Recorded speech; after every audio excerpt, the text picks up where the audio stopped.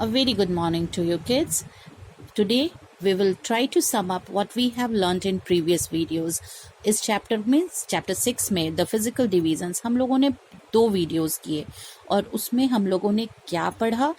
Finally we will sum up and try to recall. हम लोग याद करने की कोशिश करेंगे कि हम लोगों ने पिछले 2 वीडियो में जो इस चैप्टर को हमने 2 पार्ट्स में डिवाइड किया था, क्या क्या पढ़ा और एग्जैक्टली हमें क्या क्या याद है, याद कुछ है भी या नहीं है.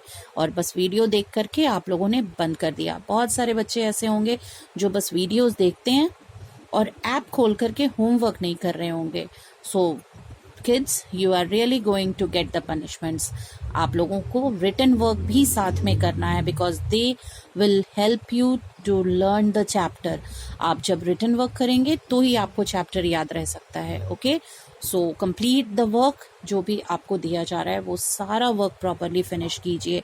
Now let's recall. We will quickly try to recall or sum up what we have learned in the previous videos. First one, India has 6 physical divisions. India has very beautiful landforms. हम लोग बहुत ही खूबसूरत देश में रहते हैं and it has beautiful landforms. तो जितने भी landforms हैं यहाँ, उन्हें क्या किया गया है, 6 पार्ट्स में, 6 डिवीजन्स में बांट दिया गया है.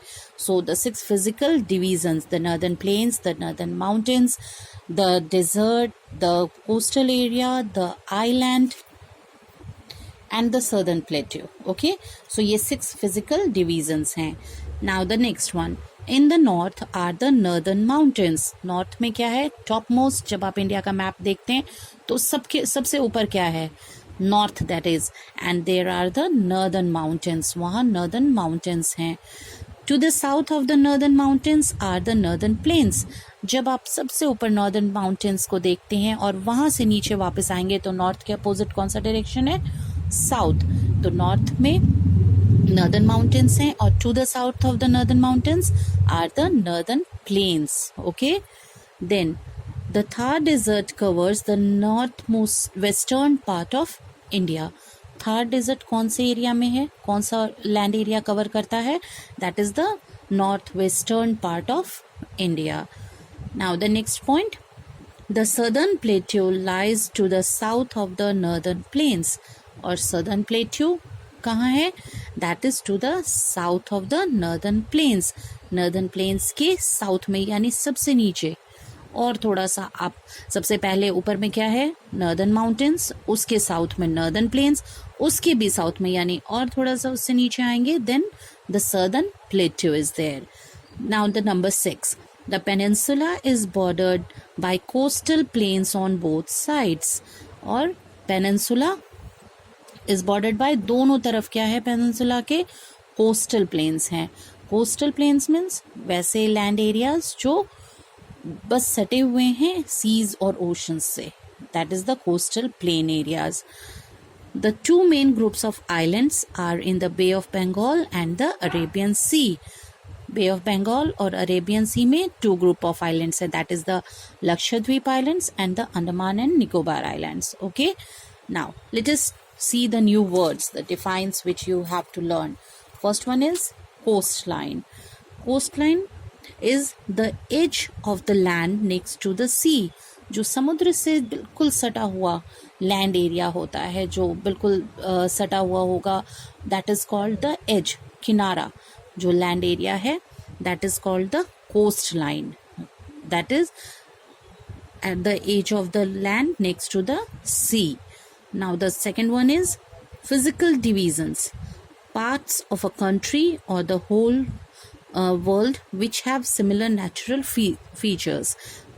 कुछ हिस्से और of the world जिनके एक जैसे features होते हैं. Okay, then the third one, regions, parts of a country or the world. कुछ हिस्से, क्षेत्र, ठीक है, किसी देश का कोई हिस्सा हो या पूरे वर्ल्ड का कोई हिस्सा हो, that is the reason.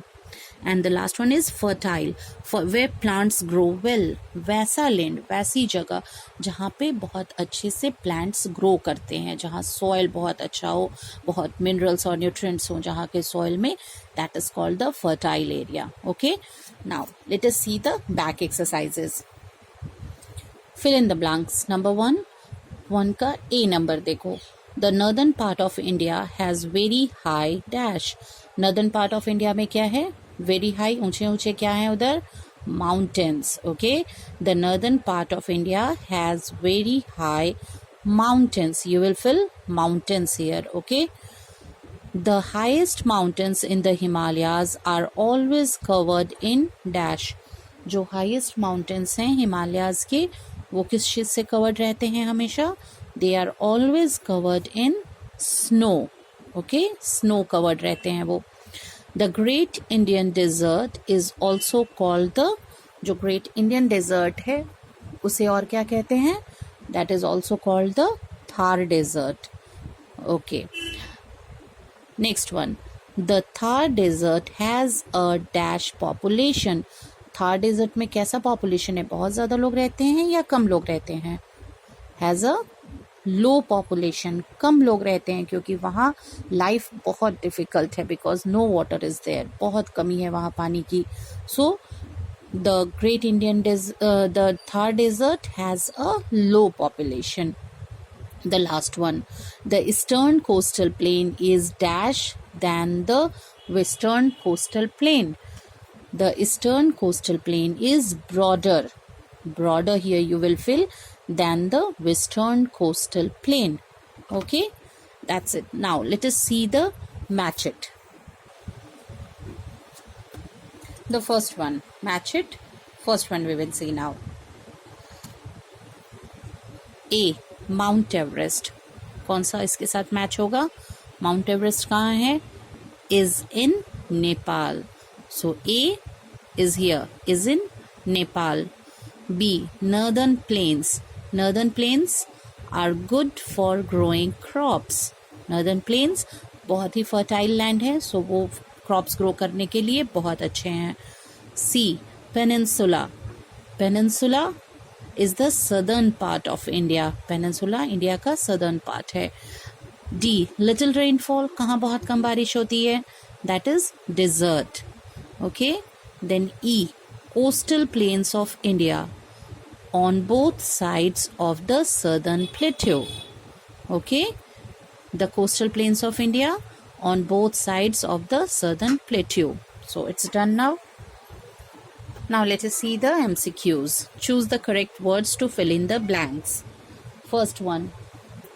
Mount Everest is the world's highest plateau, hill, plain or mountain peak. The correct answer is mountain peak. Mount Everest is the world's highest mountain peak. Number B. The river dash originates in the Himalayas.